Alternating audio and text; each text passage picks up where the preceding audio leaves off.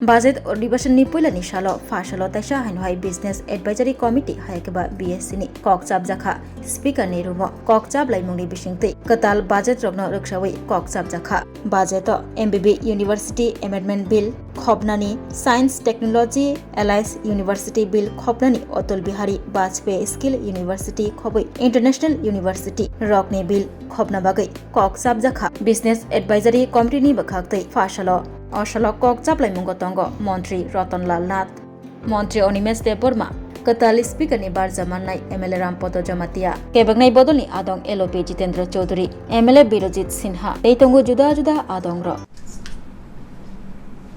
আজকে মহামান্য রাজ্যপাল ওনার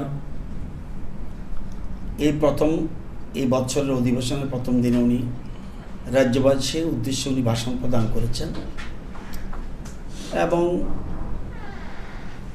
পরবর্তী সময় অন্যান্য বিজনেস শেষ হওয়ার পর উনি ওনার কক্ষে বিএসএর একটা মিটিং ডেকেছেন। বিএসএর মিটিংয়ে কিছু নিউ প্রপোজাল এসছে, যেমন অধ্যক্ষের নির্বাচন। তো যেহেতু ওই অধিবেশনের ওই বিএসসির আগে তখন কোনো বিজনেস ছিল না, সেজন্য ইলেকশন অফ দি স্পিকার এই কথাটা ওই বিএসসিতে হয়নি।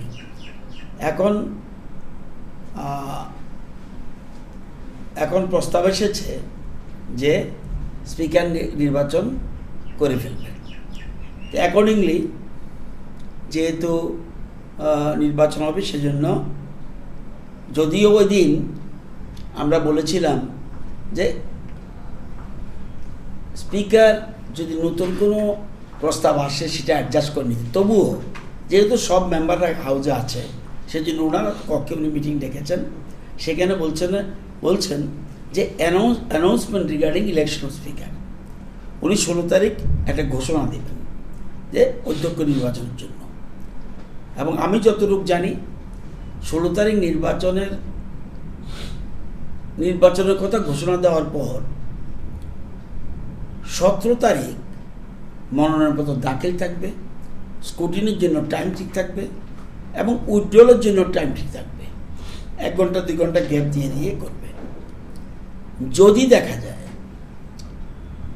একের বেশি কোনোরকম মনোনয়নপত্র জমা পড়েনি, তাহলে 18 তারিখ নির্বাচিত অধ্যক্ষের নাম ঘোষণা করা হবে। যদি একের অধিক মনোনয়নপত্র জমা পড়ে তাহলে নির্বাচন হবে। সেই নির্বাচনটা ব্যালট পেপারের মাধ্যমে হবে। তো এটা 17 তারিখ বোঝা যাবে আর কেউ কোনো মনোনয়নপত্র জমা দিয়েছে কিনা। দিলে 18 তারিখ সবার আগে ইলেকশন অফ স্পিকার থাকবে। যদি না সিঙ্গেল মনোনয়ন পড়ে একজনের নাম যদি হয়, তাহলে ওই দিনই স্পিকার ঘোষণা করে দেবে। এই হলো পদ্ধতি। প্লাস ওই দিন প্রথম বিএসসি মিটিংয়ে আমরা 3টা বিলের কথা উল্লেখ করেছিলাম। Tripura university of health sciences bill, government technical university Tripura bill এবং গভর্নমেন্ট ওমেন্স ইউনিভার্সিটি বিল, এই 3টার কথা বলেছিলাম। এখন আরও 7টা বিল এসেছে। একটা হলো আমার দপ্তরের দি ত্রিপুরা লিফট অ্যান্ড এক্সকেলেটার্স বিল, অর্থাৎ এই যে লিফট ব্যবহার করি আমরা, এই লিফট ব্যবহারের জন্য আমাদের রাজ্যে কোনো আইন নেই, সেজন্য একটা নিয়ম নীতি নেই, রেগুলেশন নেই।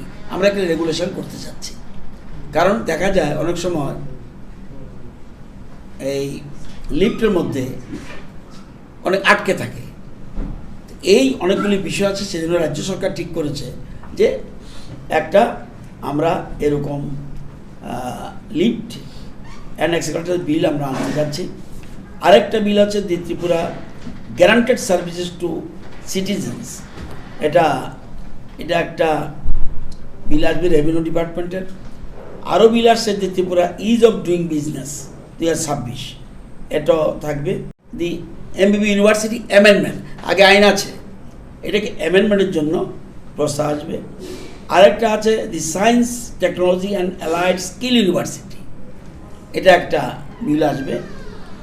আরেকটা দি অটল বিহারী বাজপেয়ী স্কিল ইউনিভার্সিটি, এটা একটা বিল আসবে। আরেকটা দি ইন্টারন্যাশনাল ইউনিভার্সিটি ত্রিপুরা বিল নম্বর 205, এটা একটা আসবে। তো এগুলি যে এসছে বিএসসিকে ডেকে উনি অ্যাডজাস্টমেন্টের জন্য বলেছেন মাননীয় ভারপ্রাপ্ত অধ্যক্ষ। তো এরপরে আমরা সবাই কনসেন্ট দিয়েছি, ইয়েস, সর্বসম্মতি সিদ্ধান্ত হলো যে এই দিনের মধ্যেই, এই 2 দিনের মধ্যে বুদ্ধি করে অ্যাডজাস্ট করে যাতে আমরা করি, সেই জন্য সবাই এগ্রি করছে। এটার জন্য আজকে second BSc meeting. Thank you sir.